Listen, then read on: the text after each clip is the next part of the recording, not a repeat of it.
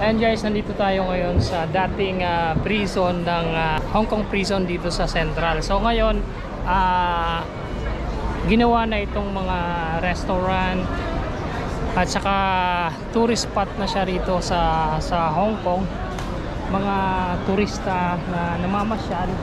So maraming mga bar dito at saka restaurant na. Pero ito yung dating prison dito sa Hong Kong. Bali dito sa Central lang ito makikita. So makikita niyo yan, ito yung prison yard. Makikita niyo, prison yard yan. So napakaganda na kasi naging na siya, naging tourist spot na siya. So dating ito yung mga prison area nung panahon na dito pa yung headquarters at saka yung prison dito sa Hong Kong. Ayan, napakaganda na ng kumbaga hindi na siya ni-renovate kung ano yung basta tinayuan na lang ng simula nung wala nang mga prison at saka dito. So ginawa na siyang mga restaurant at saka kabayan natin. Shout out daw. Ayan marami na siyang mga bar and restaurant dyan sa taas na yan. So pero ito yung dating prison. Ayan, naging tourist spot na siya. Ayan, nakikita nyo, napakaganda ng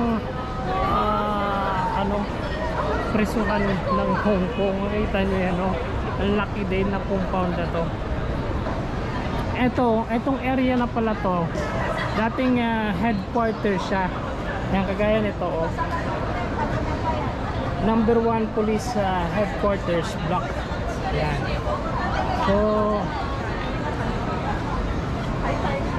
So dun sa entrance makikita din natin.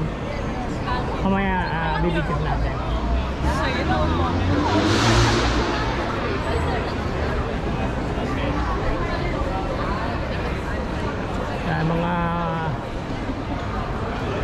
Mga bar dito, bar and restaurant dito sa gilid.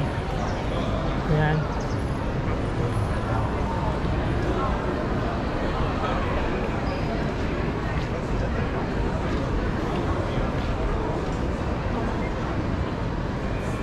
Ito number 3 Barak block.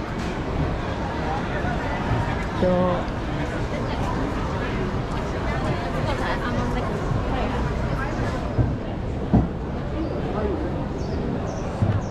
ayan, dito sa entrance makikita natin.